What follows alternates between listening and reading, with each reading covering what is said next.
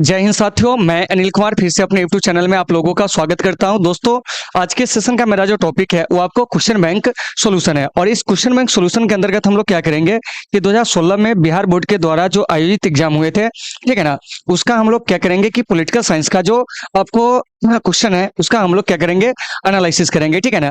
तो अगर इससे पहले के अगर आप वीडियो को नहीं देखे हुए हैं तो आप हमारे चैनल के प्लेलिस्ट में जाकर आप वहां से इस सभी क्लास को देख सकते हैं। तो उसमें जो एनालिसिस मिलेंगे आपको 2023 से लेके 2017 तक के, और आज जो है हम लोग 2016 का एनालिसिस कर रहे हैं। तो चलिए साथियों, आज के इस सेशन को शुरू करते हैं। तो देखिए, आज के सेशन का मेरा जो पहला प्रश्न है वो क्या कह रहा है कि संविधान सभा के अध्यक्ष जो थे वो आपको कौन थे।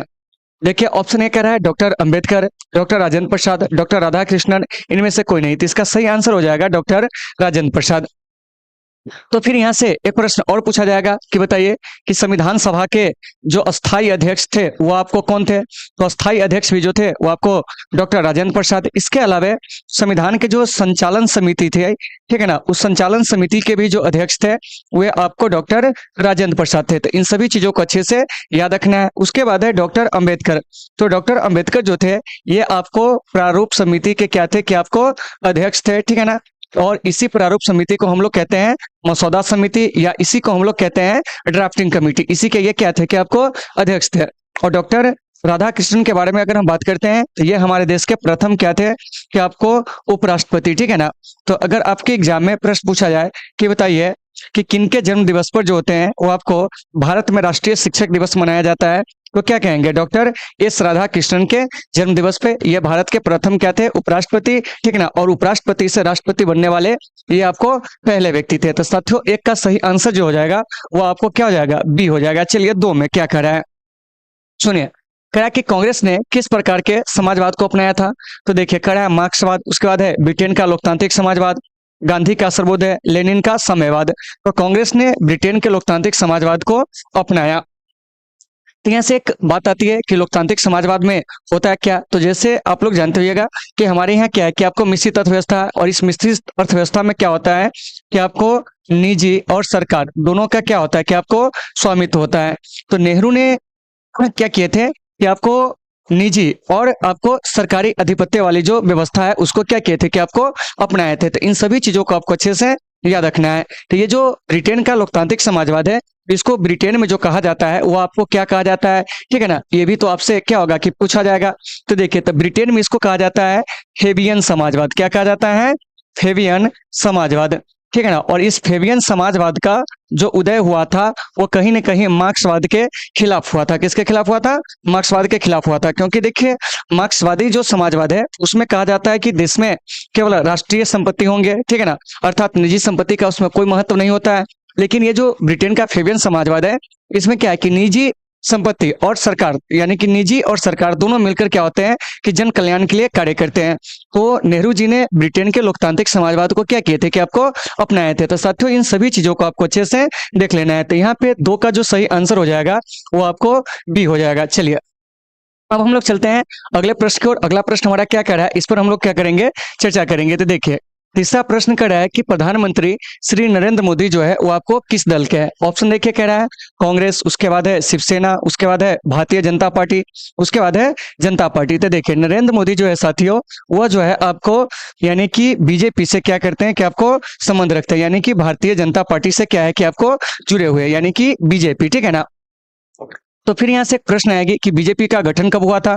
तो साथियों, बीजेपी का गठन जो हुआ था वो आपको 6 अप्रैल 1980 को, और यह जो है अभी दुनिया की सबसे बड़ी क्या है कि आपको राजनीतिक पार्टी है। तो इन चीजों को आपको अच्छे से याद रखना है। उसके बाद है देश की जो सबसे प्राचीन पार्टी है वो आपको कांग्रेस है, और इस कांग्रेस का गठन जो होता है वो आपको 1885 में। उसके बाद है शिवसेना, यह आपको महाराष्ट्र की एक क्षेत्रीय पार्टी है, और इसका गठन जो हुआ था वो आपको 1966 में। और जनता पार्टी जो कि केंद्र में पहली गैर कांग्रेसी सरकार बनाती है 1977 में। तो कभी कभी प्रश्न आपके एग्जाम में पूछ लिए जाएंगे कि बताइए जनता पार्टी का गठन जो है वो आपको कब हुआ था, 1977 में।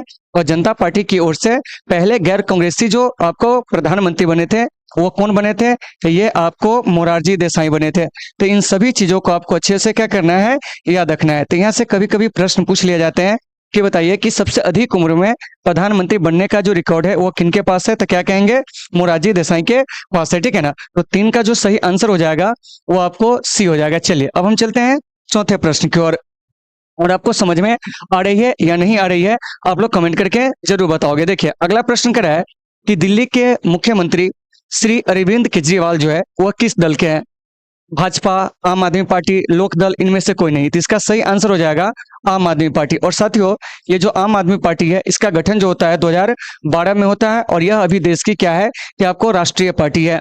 बीजेपी जो कि आपको सदस्यता के मामले में दुनिया की सबसे बड़ी क्या है कि आपको पार्टी है, ठीक है ना। और भाजपा का गठन जो होता है 1980 में। तो इस बात को आपको याद रखना है। और अभी जो भारतीय जनता पार्टी के जो अध्यक्ष है वो आपको जगत प्रकाश नड्डा है, यानी कि जेपी नड्डा है, ठीक है ना। तो 4 का सही आंसर जो हो जाएगा वो आपको बी हो जाएगा। और दिल्ली क्या है, तो आपको एक केंद्र शासित प्रदेश है, और दिल्ली में जो विधानसभा की सीट है वो आपको 70 है। इसको भी आपको याद रखना है कि दिल्ली में विधानसभा की कितनी सीटें हैं। तो साथियों दिल्ली में विधानसभा सीटों की जो संख्या है वो आपको 70 है। तो इस 70 में से 67 जो है सीट है वो आपको आम आदमी पार्टी को क्या है कि आपको मिला हुआ है, और 3 जो है वो आपको बीजेपी को मिला हुआ है, ठीक है ना।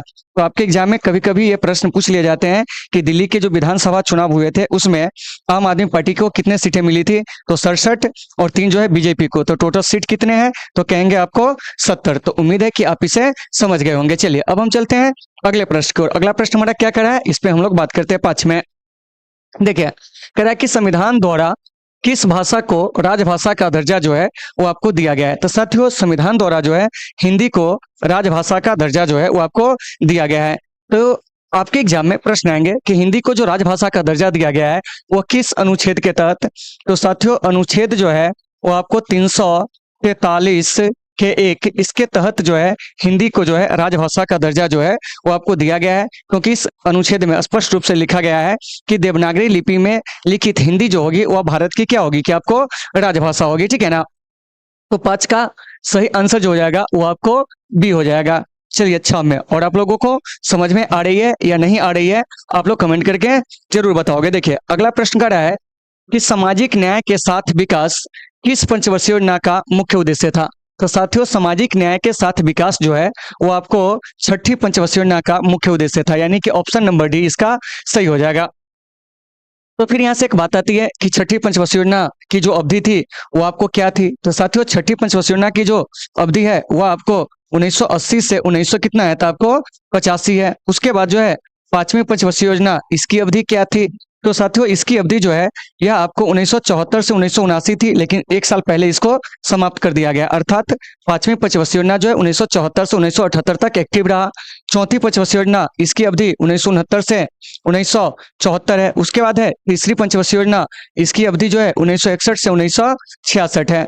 तो कभी कभी आपके एग्जाम में पूछ लिया जाएगा कि बताइए कि कौन सी पंचवर्षीय योजना सर्वाधिक असफल रही थी। तो वो आपको 3री पंचवर्षीय योजना सर्वाधिक असफल रही थी। और सबसे सफल पंचवर्षीय योजना की अगर हम बात करते हैं तो वह आपको 8वीं पंचवर्षीय योजना, ठीक है ना। तो यहाँ से एक बात आती है कि पंचवर्षीय योजना को हमारे देश में कहा क्या जाता है। तो पंचवर्षीय योजना को हमारे देश में जो है साथियों वो आपको आर्थिक नियोजन कहा जाता है। क्या कहा जाता है, आर्थिक नियोजन, ठीक है ना।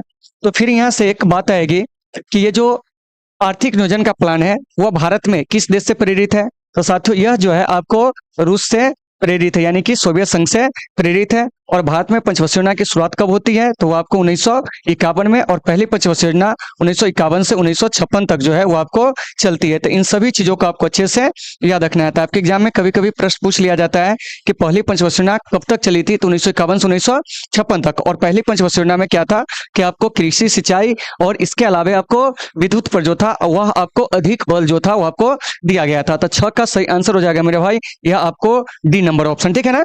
चलिए अब हम चलते हैं 7 नंबर प्रश्न में। क्या कर रहा है इस पे चर्चा करते हैं। देखिए कह रहा है कि योजना आयोग का गठन जो है वो आपको कब हुआ था। देखिए ऑप्शन ए कह रहा है 1950, ऑप्शन बी कह रहा है 1952, ऑप्शन सी 1953, ऑप्शन डी 1951। तो साथियों योजना आयोग का जो गठन हुआ था ना वो आपको 1950 में, डेट याद रखिएगा 15 मार्च 1950 को योजना आयोग का गठन हुआ था।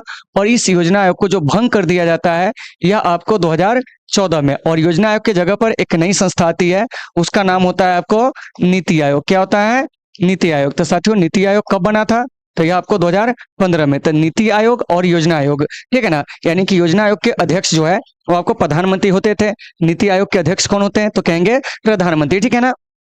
फिर यहाँ पर और भी ईयर दिए गए हैं, इस ईयर के कुछ महत्व को हम लोग जानते हैं। जैसे देखिए 1952 में, 1952 में क्या हुआ था कि भारत में राष्ट्रपति का प्रथम विधिवत चुनाव हुआ था। संसद का क्या हुआ था कि आपको गठन हुआ था, लोकसभा राज्यसभा का क्या हुआ था कि आपको गठन हुआ था। इसके अलावे और भी चीज कह सकते हैं कि आपको प्रथम आम चुनाव जो है संपन्न हुआ था। 1953 में राज्य पुनर्गठन जो आपको आयोग है वह बना था। 1951 में प्रथम वित्त आयोग जो था वो आपको गठित हुआ था। इसके अलावा पंचवर्षीय योजना की जो है वो आपको शुरुआत हुई थी, ठीक है ना। तो आपके एग्जाम में ज्यादातर यह इंपोर्टेंट प्रश्न पूछे जाएंगे कि बताइए कि प्रथम वित्त आयोग का गठन कब हुआ था, 1951 में। और प्रथम वित्त आयोग के जो अध्यक्ष थे वो आपको कौन थे, तो साथियों प्रथम वित्त आयोग के जो अध्यक्ष थे वो आपको केसी नियोगी थे। कौन थे, केसी नियोगी। और अभी वर्तमान में जो है 15वीं वित्त आयोग जो है वो आपको चल रही है, और 15वीं वित्त आयोग के अध्यक्ष कौन है, वो आपको एनकेसी है। तो यहाँ से जो कुछ भी आपको बताया जा रहा है सारे चीजों को आपको अच्छे से देख लेना है। तो 7 का सही आंसर जो हो जाएगा वो आपको क्या हो जाएगा, तो ऑप्शन नंबर ए जो है इसका वो आपको सही हो जाएगा। चलिए अब हम चलते हैं 8 नंबर प्रश्न में, क्या कर रहा है इस पे चर्चा करते हैं। देखिए कह रहा है कि 1965 और 71 में भारत का किस देश से युद्ध हुआ था, यह प्रश्न आपसे पूछा जा रहा है। देखिए ऑप्शन ए कह रहा है चीन, श्रीलंका, पाकिस्तान, बांग्लादेश। तो देखिए 1971 और 65 में हमारा जो युद्ध हुआ था वो आपको पाकिस्तान के साथ हुआ था, जबकि 1962 में हमारा जो युद्ध हुआ था वो आपको चीन के साथ हुआ था। तो यहाँ पे जो भी देख रहे हैं ये सभी जो है भारत के पड़ोसी देश है। तो भारत के पड़ोसी देश को हम कैसे याद रख सकते हैं, तो इसके लिए एक छोटा सा ट्रिक है साथियों, उसको आपको याद रखना है। ट्रिक क्या है, तो याद रखेंगे बचपन में एमबीए किया। देखिए यहीं से भारत के सारे पड़ोसी देश जो है वो आपको आ जाएंगे। बचपन में क्या किया था, आपको एमबीए किया। अब देखिए बचपन में जब एमबीए कर लिए तो यहाँ से कौन कौन से हमारे पड़ोसी देश है इस पर हम लोग चर्चा करेंगे। तो देखिए तो सबसे पहले ब से जो हो जाएगा वो आपको बांग्लादेश, ठीक है ना। उसके बाद च से जो हो जाएगा वो आपको चीन, प से पाकिस्तान, उसके बाद याद रखिएगा न से नेपाल, और ये जो मे है यहाँ पर ये साइलेंट रहेगा, और इस एम से जो है वो आपको म्यांमार हो जाएगा। उसके बाद आपको बी से भूटान हो जाएगा, और ए से जो है वो आपको अफगानिस्तान हो जाएगा। तो फिर यहाँ से एक प्रश्न और पूछे जाएंगे आपसे, क्या, तो थोड़ा सा ध्यान दीजिए कि श्रीलंका और मालदीव भी जो है वो भी तो भारत का पड़ोसी देश है। तो यह आपको द्वीपीय पड़ोसी देश है, ठीक है ना। श्रीलंका और क्या कहेंगे, मालदीव, यह भारत का कैसा पड़ोसी देश है, तो कहेंगे द्वीपीय पड़ोसी देश है जो आपको हिंद महासागर में स्थित है। तो यहाँ से सारे चीजों को अच्छे से याद रखिएगा। तो भारत का जो है आपको खराब संबंध हमेशा से आपको चाइना और क्या है कि आपको पाकिस्तान के साथ जो है वो आपको रहा है, क्योंकि हम अपने संबंध को सुधारना चाहते हैं, लेकिन हमारे पड़ोसी जो है वह संबंध को सुधारना ही नहीं चाहता है। इस वजह से क्या है कि चाइना के साथ हमेशा तनातनी बनी रहती है, पाकिस्तान के साथ जो है हमेशा तनातनी बनी रहती है, ठीक है ना। तो 8 का जो सही आंसर हो जाएगा वो आपको सी हो जाएगा। चलिए 9 में साथियों क्या कह रहा है कि भारत संयुक्त राष्ट्र संघ का सदस्य कब बना। एक चीज याद रखिएगा कि भारत जो है ना संयुक्त राष्ट्र संघ का संस्थापक सदस्य है, पहला बात याद रखिएगा, ठीक है ना।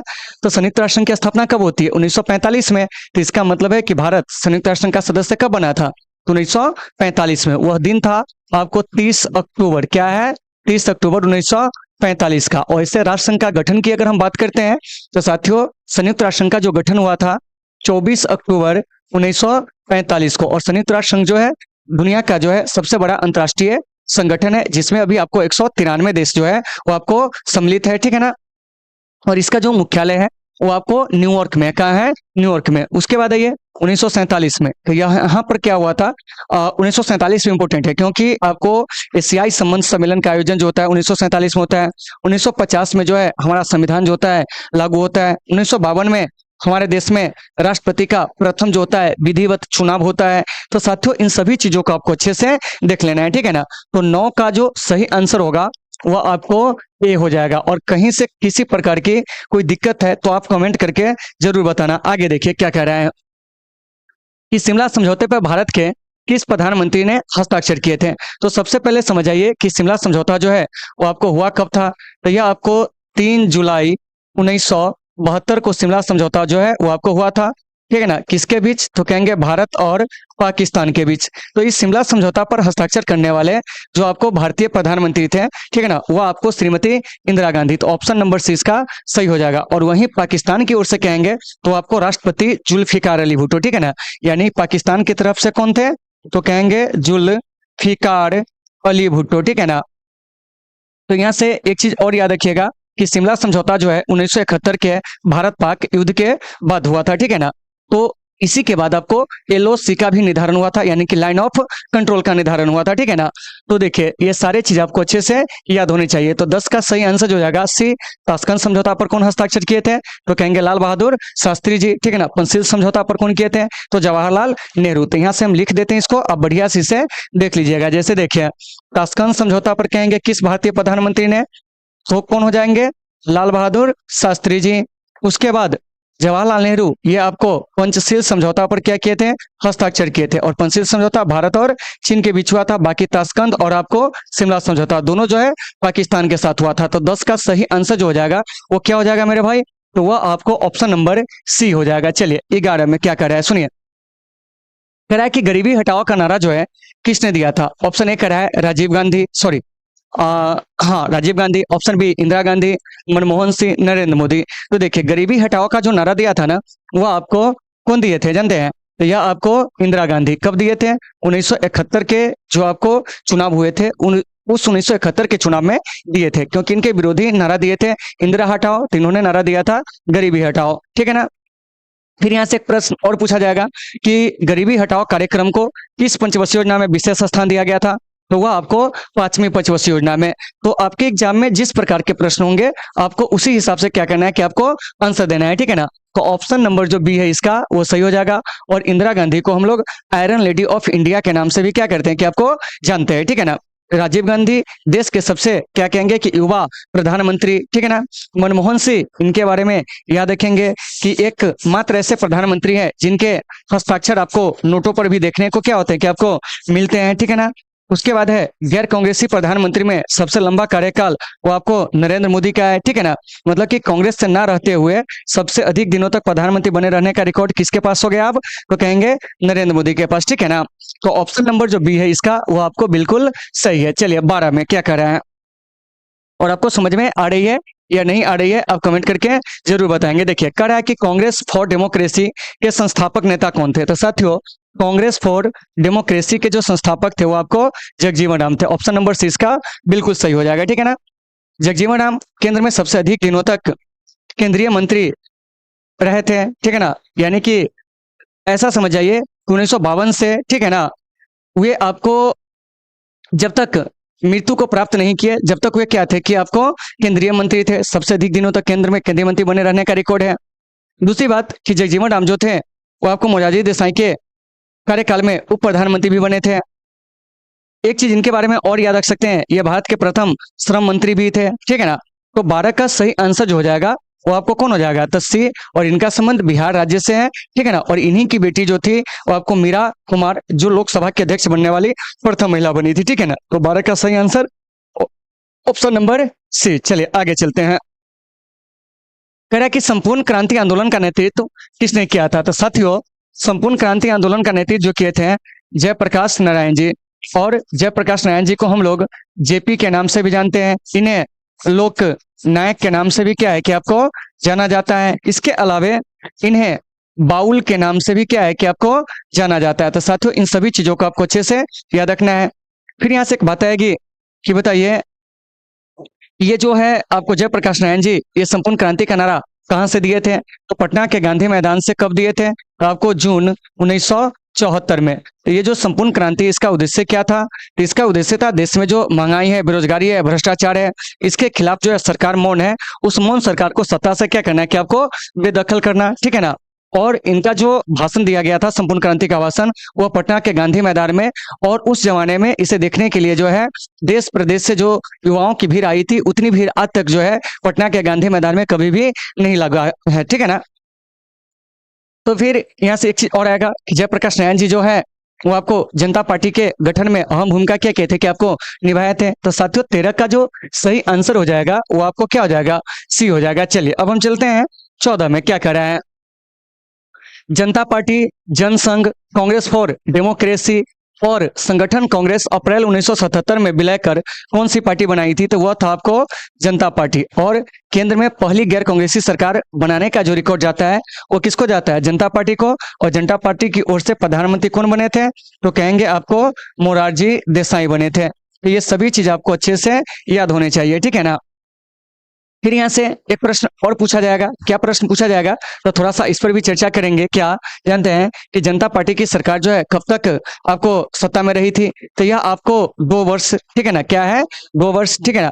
यानी कि मोरारजी देसाई की जो सरकार होती है वो आपको 1977 से 1979, फिर चौधरी चरण से प्रधानमंत्री बनते हैं और बाद में इंदिरा गांधी जो होती है, यानी कि कांग्रेस जो होता है, अपना समर्थन वापस ले लेता है, जिस वजह से सरकार क्या हो जाती है कि आपको गिर जाती है। फिर 1980 में चुनाव होता है और इंदिरा गांधी जो होती है वो आपको तीसरी बार फिर से सत्ता में आती है, ठीक है ना। तो 14 का सही आंसर जो हो जाएगा वो आपको बी हो जाएगा। चलिए 15 में क्या कह रहा है सुनिए। कह रहा है कि तेलुगु देशम किस राज्य का क्षेत्रीय दल है? तो साथियों तेलुगु देशम जो है ना वो आपको कहाँ का? तो आंध्र प्रदेश की क्या है कि आपको एक प्रमुख राजनीतिक दल है, ठीक है ना। इसके अलावा केरल में देखिएगा तो लेफ्ट का बोलवाला है, ठीक है ना।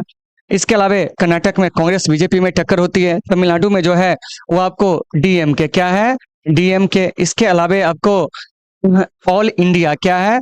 ऑल इंडिया अन्ना द्रविड़ मुन्नेत्र कड़गम, मतलब कि AIADMK, डीएमके, यह कहाँ की पार्टी है? तो कहेंगे आपको तमिलनाडु की क्षेत्रीय पार्टी है। तो 15 का सही आंसर जो हो जाएगा वो आपको क्या हो जाएगा जानते हैं? तो आपको सी हो जाएगा। चलिए अब हम बात करते हैं 16 नंबर प्रश्न की। 16 नंबर प्रश्न क्या कर रहा है इस पे हम लोग चर्चा करेंगे और आपको समझ में आ रही है या नहीं आ रही है आप जरूर बताएंगे। देखिए कह रहा है कि सौराष्ट्र किस राज्य का अंग है? तो भाई मेरे सौराष्ट्र जो है ना वो आपको गुजरात का क्या है कि आपको अंग है। तो इसे आपको अच्छे से याद रखना है। फिर देखिए ऐसे विवादित क्षेत्र और महाराष्ट्र में जाइएगा तो आपको विदर्भ मिलेंगे, राजस्थान में जाइएगा आपको मारवाड़ मिलेगा। क्या मिलेगा? मारवाड़, ठीक है ना। इसके अलावा कर्नाटक में जो है वो आपको मैसूर, यानी कि मैसूर का ही क्या है कि नया नाम जो है वो आपको कर्नाटक है, ठीक है ना। तो ये सभी चीज आपको अच्छे से देख लेना है। तो इसका सही आंसर जो हो जाएगा वो आपको डी हो जाएगा। तो कभी कभी आपके एग्जाम में पूछा जाता है कि विदर्भ कहाँ है, महाराष्ट्र में मारवाड़ कहाँ है, राजस्थान में बुंदेलखंड कहाँ है, तो आपको उत्तर प्रदेश में। तो ऐसे बहुत सारे क्वेश्चन आपके एग्जाम में आते हैं, तो आपको इसको बढ़िया से देख लेना है। तो 16 का सही आंसर जो हो जाएगा वो आपको डी नंबर हो जाएगा। चलिए 17 में अकाली आंदोलनकारियों की मांग क्या थी? तो साथियों अकाली जो आंदोलनकारी थे, उग्र अकाली आंदोलनकारी, उसका मांग था आपको खालिस्तान राज्य, मतलब कि एक अलग देश की क्या कर रहा था वो मांग कर रहा था, ठीक है ना। तो ऑप्शन नंबर जो इसका बी है वो आपको बिल्कुल सही है। चलिए आगे देखते हैं।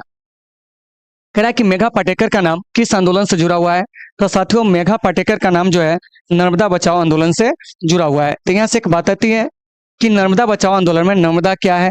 तो साथियों नर्मदा बचाओ आंदोलन में नर्मदा जो है वो आपको एक नदी का नाम है। इसको आपको अच्छे से याद रखना है कि नर्मदा क्या है। तो आपको मध्य भारत की एक नदी है जो आपको मध्य प्रदेश, इसके अलावा आपको राजस्थान, ठीक है ना, राजस्थान कह रहे हैं सॉरी, मध्य प्रदेश, महाराष्ट्र और आपको गुजरात से होकर क्या होती है कि आपको प्रवाहित होती है। और नर्मदा को जो है आपको गुजरात और मध्य प्रदेश की जीवन रेखा कहा जाता है।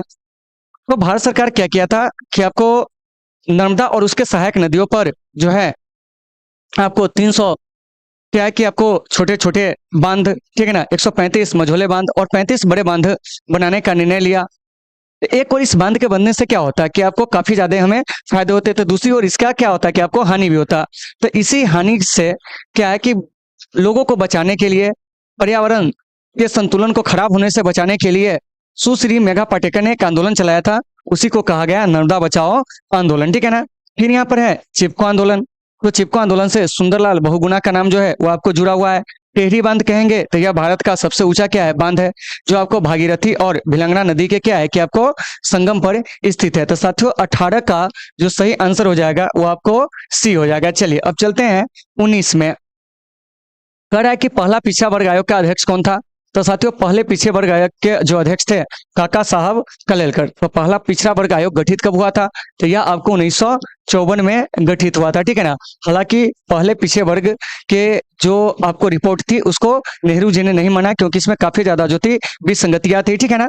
उसके बाद है बीपी मंडल, ये आपको दूसरे पिछड़ा वर्ग आयोग के क्या थे, कि आपको अध्यक्ष थे। और बीपी मंडल यानी कहने का मतलब हुआ कि मंडल आयोग की सिफारिशों को 1990 में जो होता है 13 अगस्त 1990 को क्या होता है कि आपको लागू किया जाता है। तो इस बात को आपको अच्छे से याद रखना है। तो मंडल आयोग के रिपोर्ट को लागू करने वाले प्रधानमंत्री कौन थे, तो वे आपको बीपीसी थे। कौन थे, बीपीसी थे। इन सभी चीजों को आपको बढ़िया से देख लेना है। चलिए अब हम चलते हैं अगले प्रश्न की ओर। अगला प्रश्न क्या कर रहा है, इस पर हम लोग चर्चा करेंगे। देखिए 20 नंबर प्रश्न कह रहा है कि 1988 में स्थापित जनता दल का संस्थापक किसे माना जाता है, तो वे है आपको बीपीसी यानी विश्वनाथ प्रताप सिंह। ये आपको प्रधानमंत्री बनने से पहले क्या थे, कि आपको उत्तर प्रदेश के मुख्यमंत्री भी बने हुए थे। ठीक है ना, इसे आपको याद रखना है।